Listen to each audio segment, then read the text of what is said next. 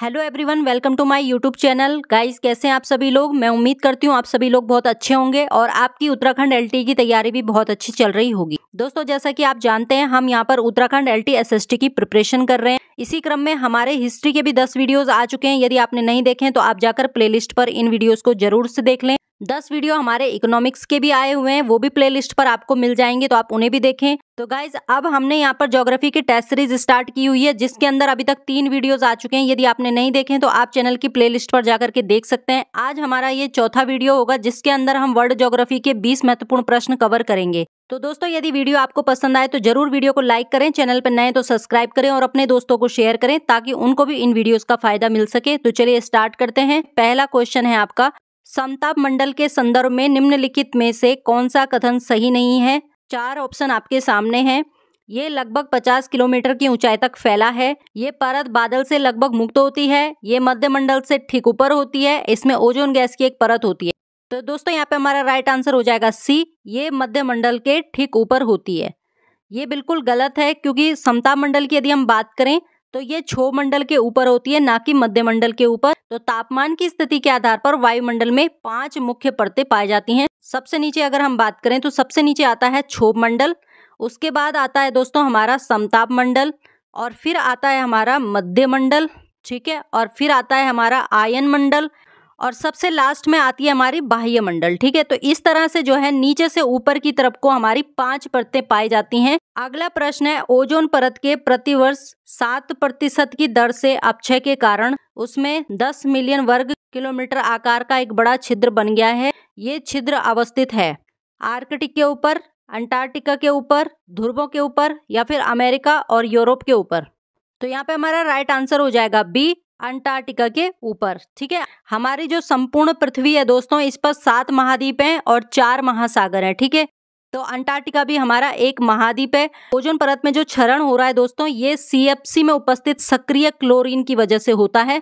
और ये जो गैस है, ये हमारे जो एयर कंडीशनर हैं, जैसे एसी है, कूलर हैं, या जो रेफ्रिजरेटर यानी कि फ्रिज वगैरह हैं, उससे जो गैस निकलती है, वही गैस जो है इस ओजोन परत को हानि पहुंचा रही है। और उसकी वजह से क्या हो गया है, एक बहुत बड़ा छेद हो गया है, जो कि अंटार्कटिका के ऊपर हुआ है। अगला प्रश्न है हमारा, वातावरण की वह परत जो रेडियो तरंगों को परावर्तित करती है, कौन सी है। आयन मंडल, क्षोभ मंडल, समताप मंडल, या फिर बाह्य मंडल।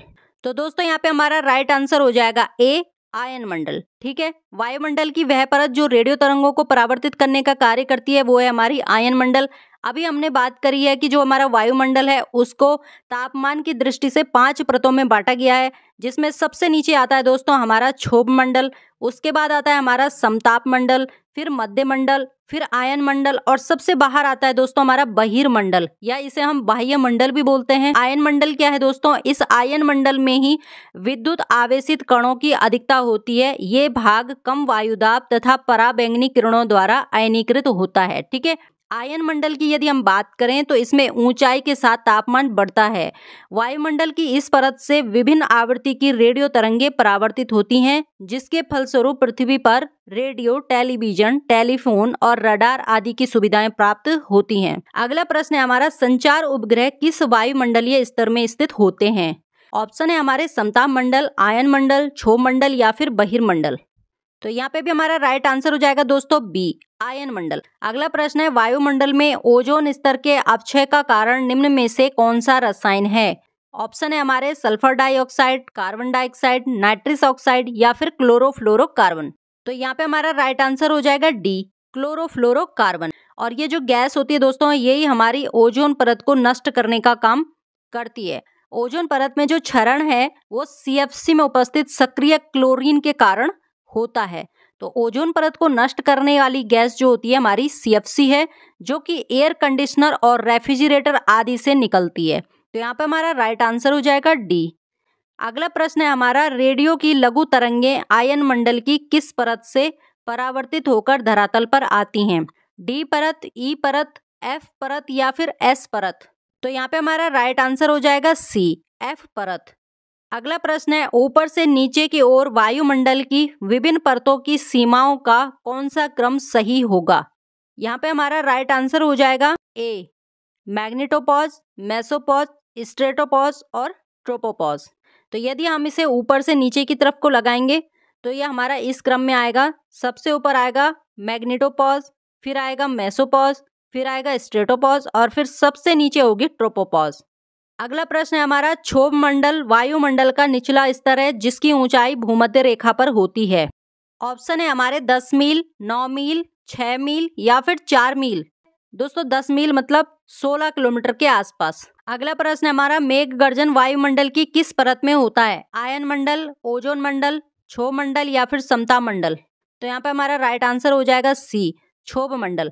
अब जैसा कि मैंने आपको बताया कि वायुमंडल को तापमान के आधार पर 5 परतों में बांटा गया है। सबसे नीचे है हमारी क्षोभ मंडल, फिर समताप मंडल, फिर मध्य मंडल, फिर आयन मंडल, बाह्य मंडल। तो जितनी भी वायुमंडलीय घटनाएं हैं जैसे बादल बनना, आंधी, वर्षा, सारी की सारी जो है इसी परत पर होती हैं। इस मंडल को संवहन मंडल भी कहते हैं क्योंकि संवहन धाराएं इस मंडल की सीमा तक सीमित होती हैं और इसी मंडल को अधोमंडल भी कहते हैं। तो इसके 2-3 नाम हैं, तो आपको ये ध्यान रखना है। अगला क्वेश्चन है हमारा, परिवर्तन मंडल या क्षोभ मंडल में तापमान। ऑप्शन है ऊंचाई के साथ घटता है, ऊंचाई के साथ बढ़ता है, अपरिवर्तित रहता है, पहले घटता है, पुनः बढ़ता है। तो यहाँ पे हमारा राइट आंसर हो जाएगा ए, ऊंचाई के साथ घटता है। दोस्तों जो क्षोभ मंडल है उसी का नाम परिवर्तन मंडल भी है, तो यहाँ पे कंफ्यूज नहीं होना है। क्षोभ मंडल को परिवर्तन मंडल भी कहते हैं, ध्यान रखो, इसको संवहन मंडल भी कहते हैं, इसी को अधोमंडल भी कहते हैं। तो 4 नाम है इसके, संवहन मंडल, अधोमंडल, परिवर्तन मंडल या क्षोभ मंडल। इंग्लिश में इसको कहते हैं ट्रोपोस्फियर। तो 5 नाम याद रख लेना क्योंकि किसी भी नाम से क्वेश्चन पूछा जा सकता है एग्जाम के अंदर, ठीक है। क्षोभ मंडल में तापमान की गिरावट की जो दर होती है दोस्तों 165 मीटर पर ये 1 डिग्री सेल्सियस तापमान घटता है। जबकि अगर 1 किलोमीटर यदि आप ऊपर जाते हो 6.4 डिग्री सेल्सियस टेम्परेचर घट जाएगा। तो इसको ध्यान रखना, इस पे भी क्वेश्चन बनता है। समताप मंडल यानी स्ट्रेटोस्फीयर है वायुमंडल का मध्यस्थ भाग, वायुमंडल का ऊपरी प्रदेश, वायुमंडल का निचला प्रदेश या क्षोभ सीमा के ऊपर स्थित प्रदेश। तो यहाँ पे हमारा राइट आंसर हो जाएगा डी, क्षोभ सीमा के ऊपर स्थित प्रदेश। सबसे नीचे है हमारी क्षोभ मंडल, उसके बाद है हमारा समताप मंडल। समताप मंडल की बात करें तो ये 50 किलोमीटर की ऊंचाई तक स्थित है। समताप मंडल की मोटाई ध्रुवों पर अधिक होती है। सबसे बड़ी बात यह है कि यहाँ पे कोई भी मौसमी घटनाएं घटित नहीं होती हैं और यहाँ पर वायुयान उड़ाने की आदर्श स्थिति पाई जाती है। अगला प्रश्न है हमारा, वायुमंडल की किस सतह में तापमान में बहुत अधिक उतार चढ़ाव नहीं होता? ऑप्शन है हमारे समताप मंडल, क्षोभ मंडल, बाह्य मंडल या फिर ताप मंडल। तो यहाँ पे हमारा राइट आंसर हो जाएगा समताप मंडल। तो समताप मंडल ही एक ऐसा मंडल है जहां पर तापमान में बहुत ज्यादा उतार चढ़ाव देखने को नहीं मिलता है, समान स्थिति होती है, तापमान न ज्यादा होता है न कम होता है। अगला प्रश्न है हमारा, वायुमंडलीय ओजोन का अधिकांश भाग वायुमंडल की किस परत पर पाया जाता है? ताप मंडल, क्षोभ मंडल, समताप मंडल या फिर मध्य मंडल। तो यहाँ पे हमारा राइट आंसर हो जाएगा सी, समताप मंडल में। समताप मंडल की बात करें तो यहाँ पर ओजोन गैस की एक परत पाई जाती है जो कि सूर्य से आने वाली पराबैंगनी किरणों को अवशोषित कर लेती है और उन्हें धरती पर पहुंचने नहीं देती है, ठीक है। अगला प्रश्न है, निम्नलिखित में से कौन सी वातावरणीय परत सूर्य की पराबैंगनी किरणों को अवशोषित कर लेती है? तो यहाँ पे हमारा राइट आंसर हो जाएगा डी, ओजोन मंडल। अगला प्रश्न है, पृथ्वी के वायुमंडल का कितना प्रतिशत भाग 29 किलोमीटर की ऊंचाई तक पाया जाता है? ऑप्शन है हमारे 29%, 57%, 76% या फिर 97%। तो राइट आंसर हो जाएगा यहाँ पे डी, 97%। अगला प्रश्न है हमारा, निम्नलिखित में कौन सा कथन असत्य है? वायुमंडल की ऊपरी सीमा लगभग 10,000 किलोमीटर की ऊंचाई तक है। वायुमंडल का 50% भाग 5.6 किलोमीटर की ऊंचाई तक सीमित है। ऊंचाई में वृद्धि के साथ साथ जलवाष्प की मात्रा में भी वृद्धि होती है। वायुमंडल के निचले स्तर में भारी गैस और ऊपरी स्तर में हल्की गैसों की प्रधानता है। तो बताइए क्या होगा यहाँ पे राइट आंसर? तो दोस्तों यहाँ पे हमारा राइट आंसर हो जाएगा सी, ऊंचाई में वृद्धि के साथ साथ जलवाष्प की मात्रा में वृद्धि होती है। अब देखिए जलवाष्प क्या है दोस्तों, तो जलवाष्प वायुमंडल में उपस्थित परिवर्तनीय गैस है जो ऊंचाई के साथ घटती जाती है, ना कि बढ़ती जाती है, ठीक है। तो यहाँ पे हमारा राइट आंसर क्या हो जाएगा? सी हो जाएगा। अगला प्रश्न है हमारा, वायुमंडल का सर्वाधिक स्थायी तत्व है? ऑप्शन है हमारे नाइट्रोजन, ऑक्सीजन, CO2 या फिर जलवाष्प। तो यहाँ पे हमारा राइट आंसर हो जाएगा डी, जलवाष्प। दोस्तों जलवाष्प की यदि बात करें तो ये वायुमंडल में उपस्थित परिवर्तनीय गैस है जो ऊंचाई के साथ घटती जाती है। जल वाष्प की एक और विशेषता ये है कि ये कंबल की तरह कार्य करती है, मतलब ये पृथ्वी को ना अधिक गर्म होने देती है और ना ही अधिक ठंडा होने देती है। जल वाष्प वायु को स्थिर और अस्थिर होने में भी योगदान देती है। अगला प्रश्न है, वायुमंडल में सर्वाधिक कौन सी गैस मिलती है? ऑक्सीजन, हाइड्रोजन, नाइट्रोजन या फिर CO2? तो दोस्तों हमारा यहाँ पर राइट आंसर हो जाएगा सी, नाइट्रोजन। नाइट्रोजन की यदि बात करें तो ये हमारे वायुमंडल में सबसे ज्यादा पाई जाती है। कई बार क्वेश्चन बन जाता है कि कितने प्रतिशत तक पाई जाती है, तो 78.8% तक जो है नाइट्रोजन हमारे वायुमंडल में पाई जाती है। ये वायुमंडल में सर्वाधिक पाई जाने वाली गैस है। दूसरे नंबर पे आती है दोस्तों हमारी ऑक्सीजन, जो कि 20.95% पाई जाती है। तीसरे नंबर पे ऑर्गन आती है और चौथे नंबर पे कार्बन डाइऑक्साइड गैस आती है। तो ये कुछ महत्वपूर्ण गैसेस हैं जो सबसे ज्यादा वायुमंडल में पाई जाती हैं। जो सबसे ज्यादा पाई जाती हैं वो है हमारी नाइट्रोजन और ऑक्सीजन। अगला प्रश्न है, वायुमंडल में सर्वाधिक मात्रा में विद्यमान अक्रिय गैस कौन सी है? ऑप्शन है आर्गन, क्रिप्टॉन, हीलियम या फिर नियोन। तो दोस्तों यहाँ पे हमारा राइट आंसर हो जाएगा ए, ऑर्गन। ऑर्गन की यदि बात करें तो ये वायुमंडल में 0.93% पाई जाती है। ठीक है, ये क्या है? अक्रिय गैस है। अक्रिय गैस का मतलब होता है कि ये रासायनिक अभिक्रियाओं में भाग नहीं लेती है और सदा मुक्त अवस्था में पाई जाती है। अगला प्रश्न हमारा, वायुमंडल मुख्यतः गर्म होता है सूर्य की सीधी किरणों से, पृथ्वी से विकिरण द्वारा, पृथ्वी के अंदर की ऊष्मा से या पृथ्वी की गति के घर्षण से?